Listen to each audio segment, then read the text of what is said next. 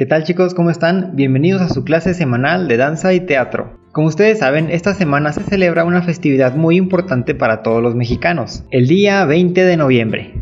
Bien, pues esta fecha, pero del año 1910, comienza la Revolución Mexicana, que fue un conflicto armado iniciado a consecuencia del descontento popular hacia la dictadura de Porfirio Díaz, y que derivaría en una guerra civil que transformaría radicalmente las estructuras políticas y sociales de este país. Es considerado el hecho histórico más importante en la historia de México del siglo XX, es decir, del año 1901 hasta el año 2000. La revolución comenzó con el levantamiento liderado por Francisco I. Madero, que se oponía a la reelección del general Porfirio Díaz a la presidencia, dictador que había gobernado el país por más de 30 años. Y que a pesar de los avances materiales y el progreso económico que vivió el país durante su mandato, la situación de injusticia social en México se profundizó y agudizó mucho durante esos años. Así pues, la crisis del porfiriato, los esfuerzos democráticos de Madero y la grave situación de los campesinos, producto de la explotación a la que eran sometidos, produjeron un despertar popular que se materializó en la Revolución Mexicana. Posteriormente a esta causa se unirían otras fuerzas políticas, entre ellos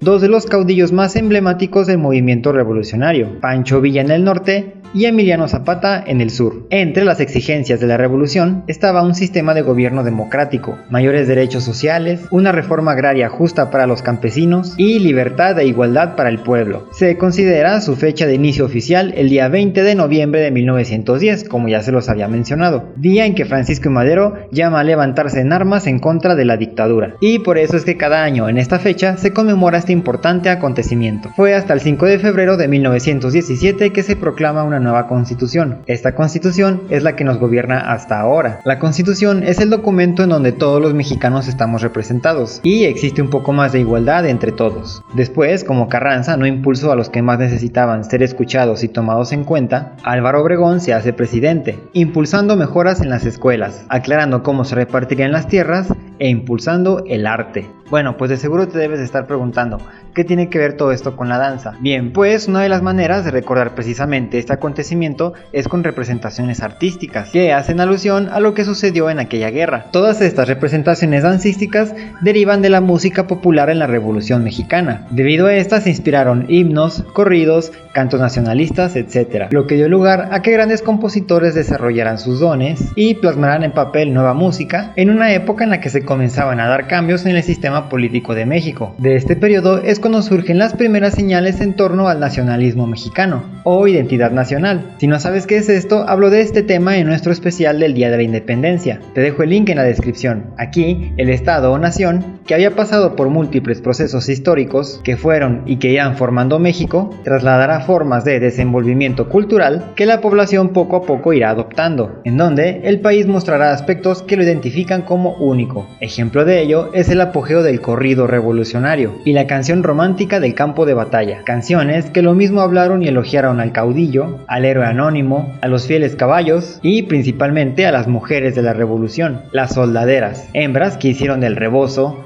el paño de lágrimas, banderas y sobre todo, venda curandera del dolor producido por la guerra. Con el tiempo, todas estas canciones fueron pasando de boca en boca, por tradición oral. Algunas ya eran dominio popular desde hace algún tiempo, como es el caso de la Marieta, misma que desde principios del siglo había llegado en la carpeta musical de algún músico europeo. Además, los vehículos para su popularización fueron indiscutiblemente los continuos desplazamientos de las tropas revolucionarias y los viajes de los trovadores o cantantes que caminaban por todas las veredas de México, siempre con su guitarra bajo el brazo. Estas voces de la revolución, al llegar a las poblaciones y rancherías, se apropiaban de los ateos y los mercados para narrar las sonadas hazañas de los caudillos y las mujeres valerosas, como la Valentina, la Adelita, la Jesucita o la Rielera, que al lado de su Juan, que eran los hombres que participaban en la revolución, ya sean carrancistas o villistas, supo de la lucha en carne propia, viajando en los techos de los carros y en los furgones del ferrocarril sin emitir ninguna queja. Las canciones, nacidas bajo el fuego de la metralla y en los vivacs, que eran como refugios temporales o campamentos, siempre se apegaron al estricto sentido romántico,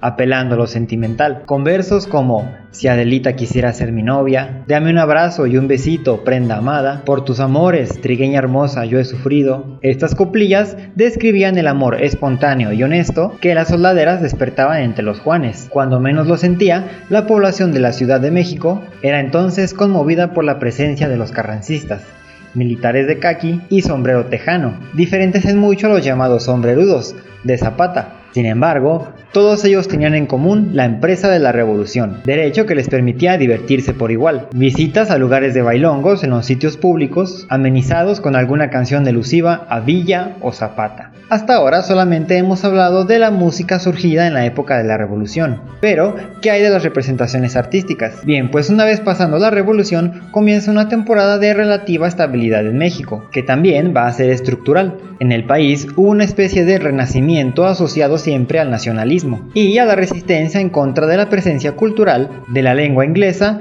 y a la cultura norteamericana anglosajona. La música se convierte entonces en la parte testimonial de las historias acumuladas y es como el eco de la gran historia, como si apareciera como imágenes sin tiempo. En el año de 1921, el general Álvaro Obregón, uno de los jefes de la revolución, fue electo presidente de México. Era un hombre de visión y planeaba enfrentarse a los problemas principales que había en México, al mismo tiempo que buscaba continuar con la exaltación nacionalista. José Vasconcelos fue nombrado secretario de Educación Pública, quien dio una prioridad al desarrollo de la cultura, por supuesto tomando en cuenta este nacionalismo que se estaba desarrollando. Al mando de Obregón como presidente y Vasconcelos como secretario de Educación es cuando se conmemora por primera vez la Revolución Mexicana, y comenzaron también a realizar actos que hasta el día de hoy todavía se siguen llevando a cabo, como las ceremonias escolares o la conmemoración de fechas importantes como forma de identificación en México, así como de reconocimiento del pasado histórico en el proceso de búsqueda de aquellos símbolos que sintetizarán y representarán a lo nacional, a lo mexicano. Se comenzó por exaltar a los valores nacionales, a los trajes típicos,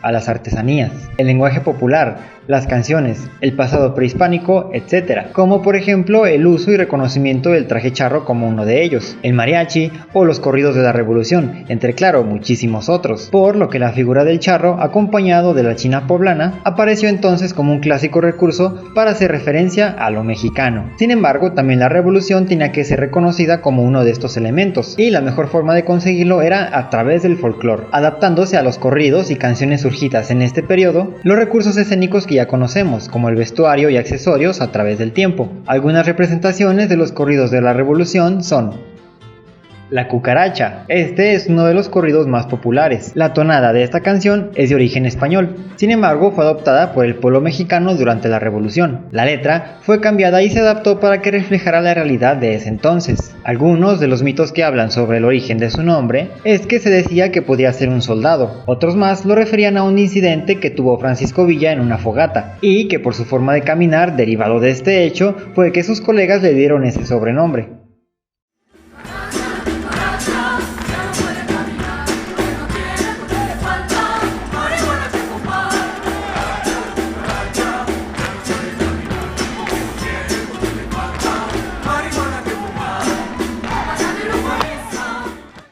La Adelita. Este corrido hace referencia a una mujer llamada Adela Velarde Pérez. Cuenta la historia que era una mujer de valentía incomparable. Ella se encargaba de velar por los revolucionarios heridos pertenecientes a la División del Norte. Es por ello que, en su honor, se le conoció como Adelitas a todas las mujeres cuya participación fue destacable en este periodo. Se dice que las Adelitas traían siempre un rifle muy ajustado a su rebozo. Las Adelitas del lado norte utilizaban sombreros y botas tejanas, mientras que las Adelitas indígenas originarias del sur utilizaban sombreros grandes, rebozos y guaraches. La tela de su tradicional vestimenta era de algodón, con tejidos de popelina y manta en tonos opacos. La falda solía llevar un olán en la parte baja, cuello alto y una banda en la cintura, junto con un moño de mariposa. También, para referirse a la vestimenta que tenían las mujeres revolucionarias en general, se suele usar este término, Adelita.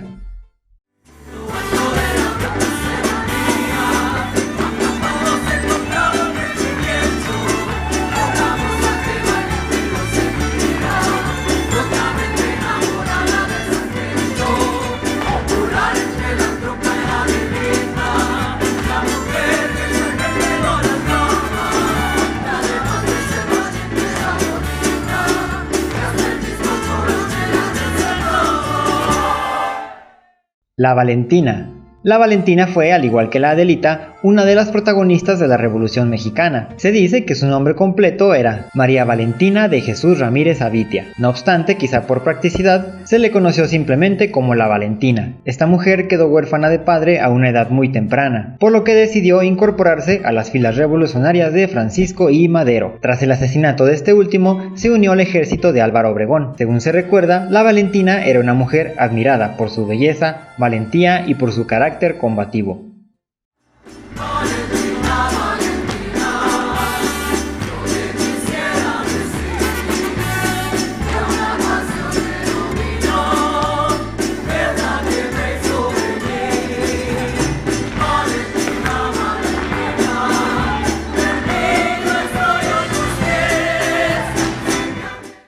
El barzón.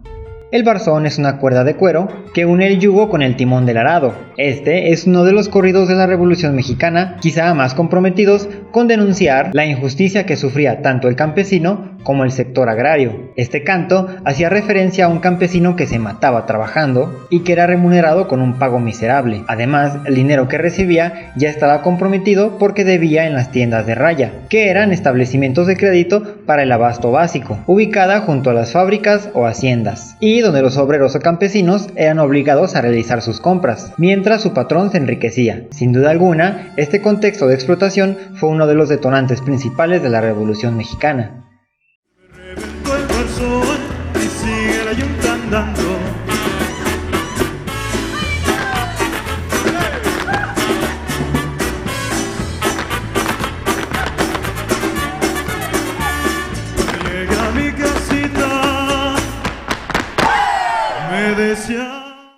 La carabina 30-30. El corrido popular La carabina 30-30 hace referencia al rifle de la casa Winchester del año 1894, que era utilizada en la cacería deportiva y fue una de las armas más utilizadas durante la Revolución Mexicana. La carabina 30-30 es un canto de lucha, de los que se van cantando en grupo como para agarrar valor y coraje antes del combate, ya que muchos de los que siguieron a las filas revolucionarias no tenían preparación militar, entonces tomaron un arma fácil de llevar. Su letra nos refiere a una serie de acciones, las cuales tienen que ver con el levantamiento en contra del régimen. Carabina 30-30 que los rebeldes portaban y decían los maderistas que con ellas no mataban. La rielera.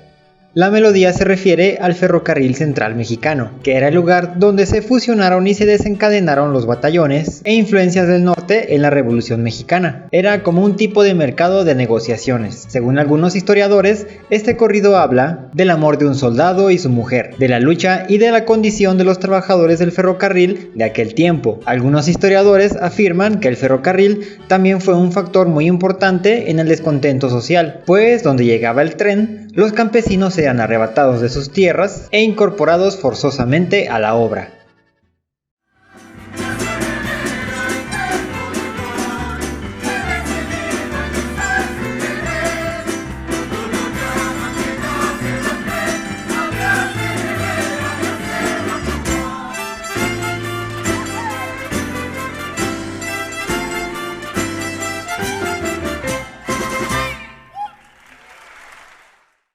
Jesucita en Chihuahua. Aunque se desconoce quién fue realmente Jesucita, seguramente fue una soldadera. La polca que lleva su nombre fue escrita durante la Revolución Mexicana por Quirino Mendoza y Cortés, un teniente y director de la Banda de Música de Puebla. Don Quirino fue también quien compuso la canción de Cielito Lindo. Jesucita en Chihuahua fue estrenada en la Navidad de 1916 y desde entonces ha sido una melodía típica de la Revolución Mexicana. Se cuenta que era una de las favoritas del general Pancho Villa.